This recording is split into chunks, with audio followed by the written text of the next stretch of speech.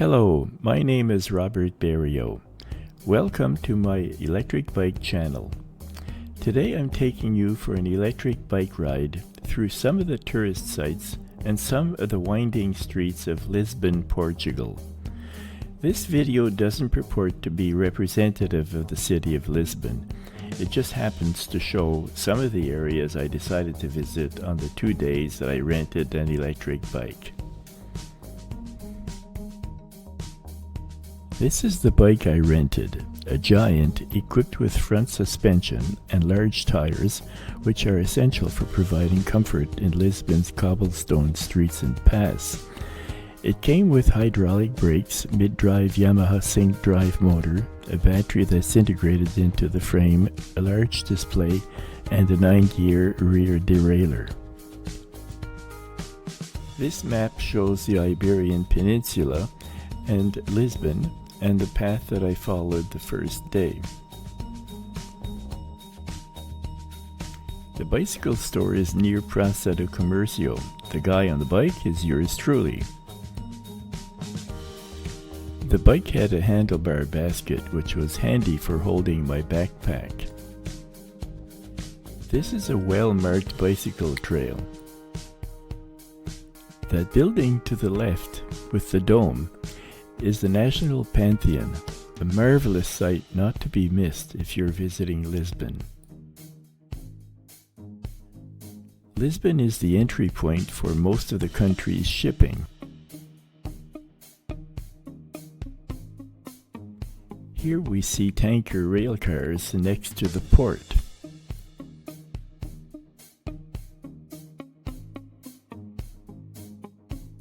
Here we're riding along a container loading area.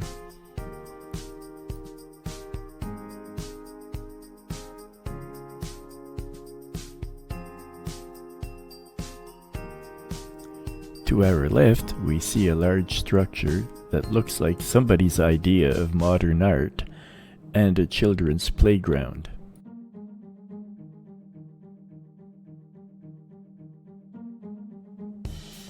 The bike rider here is me.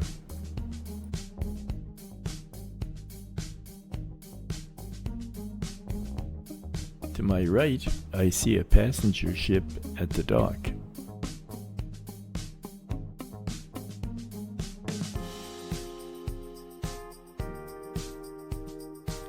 To the right, we see the Place of Nations Marina. The Place of Nations is the site where the 1998 World Exposition took place. It is now a large park where Lisbonites and tourists as well can go for relaxing walks. Build it and they will come.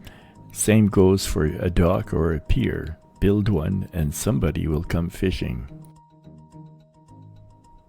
This is where large tires and suspension are nice to have. We're approaching the oceanarium. This is a must if you enjoy the sea or deep sea diving or nature or fish or penguins. It's the world's second largest aquarium.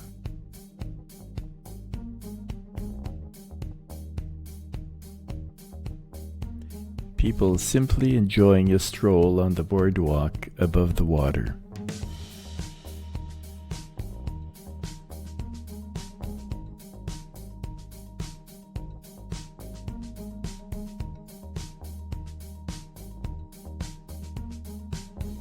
This is the main part of the Place of Nations.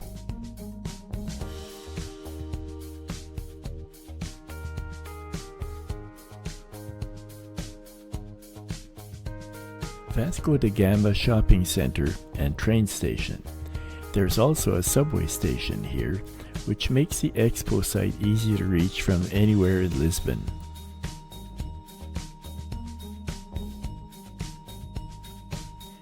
We're now riding towards the Vasco da Gama Tower, which was also built for the Expo 98 World Fair.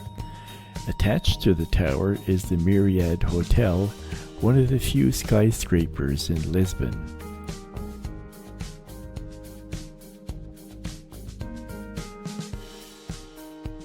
Time for a break.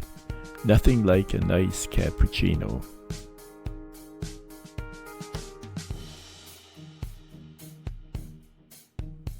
Here I'm riding by the oceanarium to the left.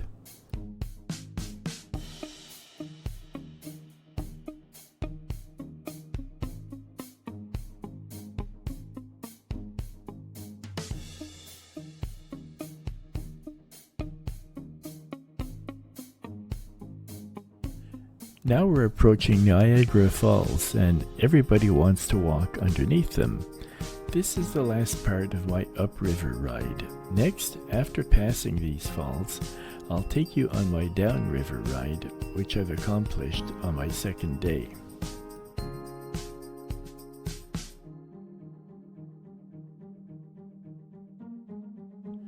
Starting from the Centro Comercio, we head towards Belém, marked by the red teardrop on the map, while staying on bicycle paths as much as possible. Above us is the 25th of April bridge leading to Almada on the other side. It is the only one of two bridges to get across the Tagus in Lisbon. It's a double-decker suspension bridge with a double train track on the lower level. The name 25th of April commemorates the Carnation Revolution, a bloodless coup which took place in 1974 that brought freedom to Portugal. To the right is the Museum of Art, Architecture and Technology, a rather elegant building.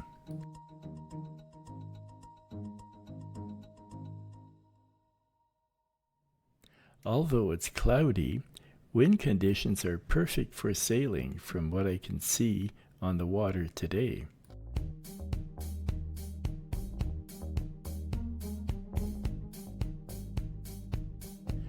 Ahead is the Monument of Discoveries, which commemorates the days when Portugal was a major naval power, which gave rise to great navigators like Marco Polo and Vasco da Gama, the first European to reach India by sea. This is the Belém Tower, built in the early 16th century to be part of a defense system at the mouth of the Tagus River. Now, as promised, I'm going to take you with me through some of the winding, hilly streets of Lisbon. In front of us is the National Pantheon, which I've mentioned before.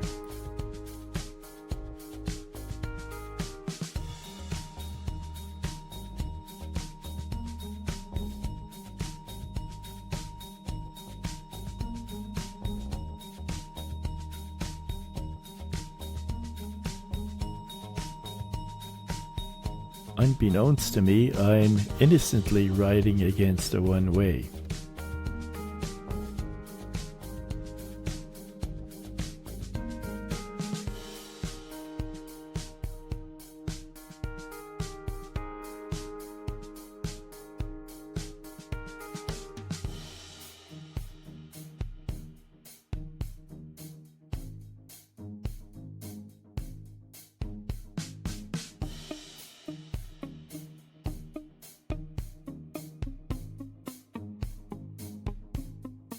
To the left is the wall of a huge church.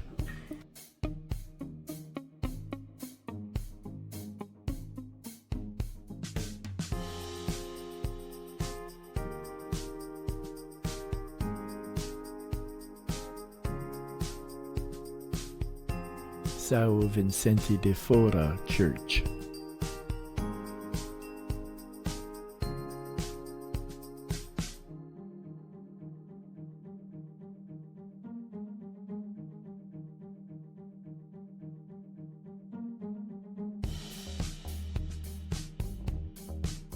Streetcars, called trams in Lisbon, form an important means of public transport, especially good for the tourist trade.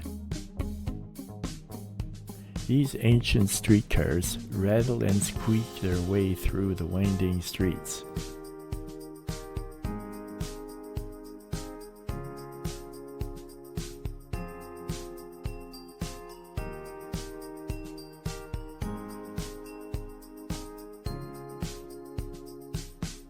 Notice that in Lisbon, the buildings border on the sidewalks and are all adjoining.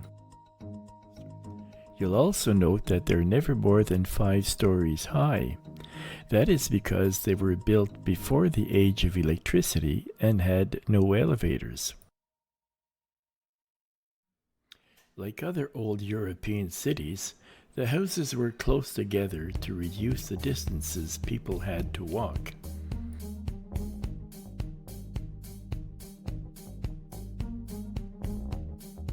One of the things I hadn't seen on my organized tour of Lisbon 2 years ago was how poorly maintained are the buildings and the profusion of graffiti.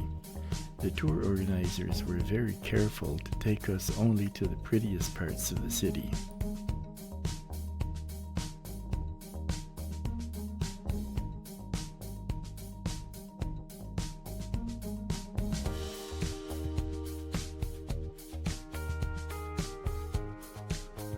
One of the challenges when riding a bicycle in Lisbon is to avoid getting your wheels caught in the streetcar tracks, so it's an advantage to have wide tires.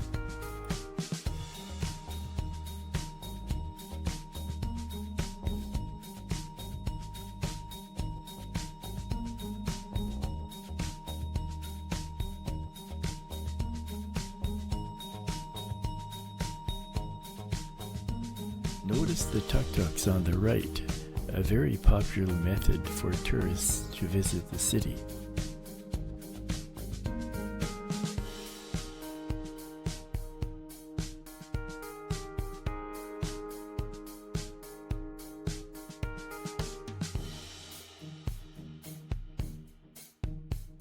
Here we're at the Portal do Sol lookout.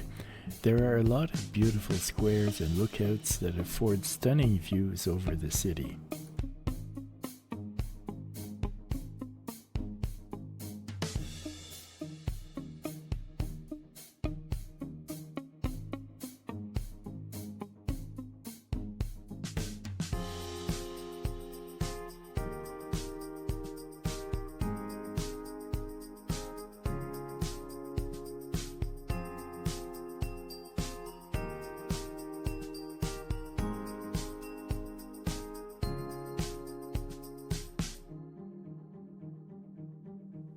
Because the streets are so narrow, often the streetcar's path is blocked by a car dropping off a passenger or a truck unloading merchandise or for a number of reasons. Then the driver rings a loud bell. It's not a ding-dong or a clang-clang, but a loud and prolonged dring, dring, and then he keeps on sounding his bell until the guilty party clears the way.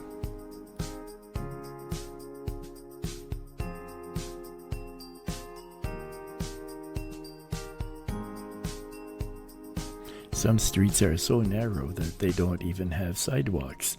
In fact, some of them are so narrow that you could touch the buildings on either side just by stretching your hands out.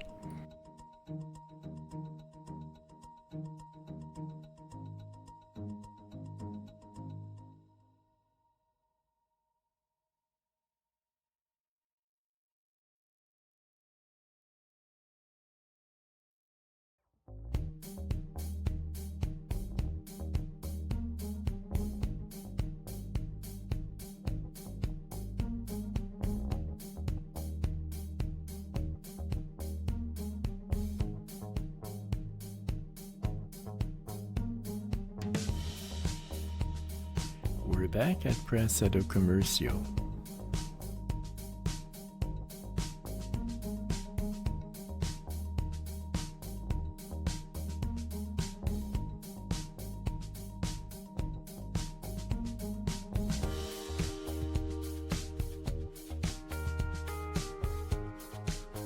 Fellow on the horse is King Jose I, who kicked out the Spaniards and the French with the help of Britain during the Franco-Spanish invasion of 1762.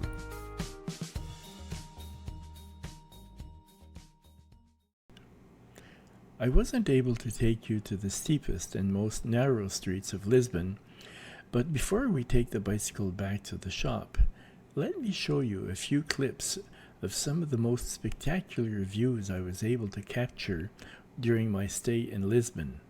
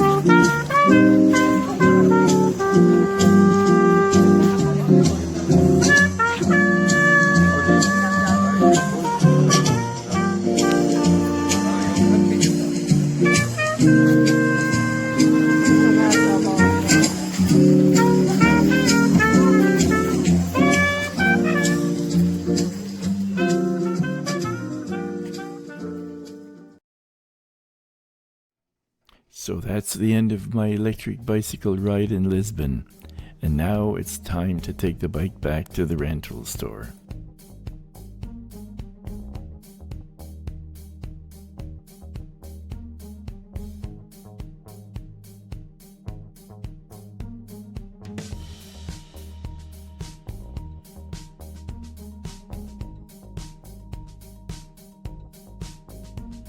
Now we'll go under the Augusta Street arch.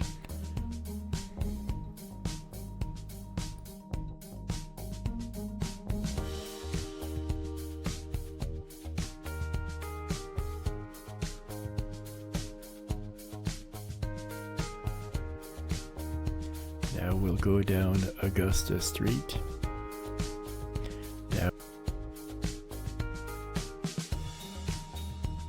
a street that's very popular with tourists.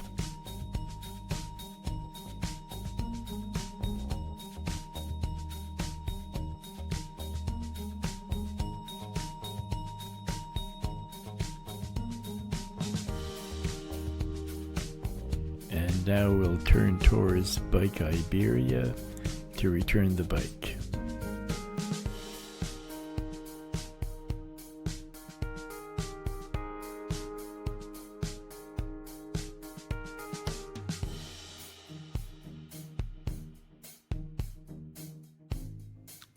And here we are. I hope you've enjoyed this e-bike ride in Lisbon, and if you would like to see more videos involving electric bikes, please subscribe to my channel.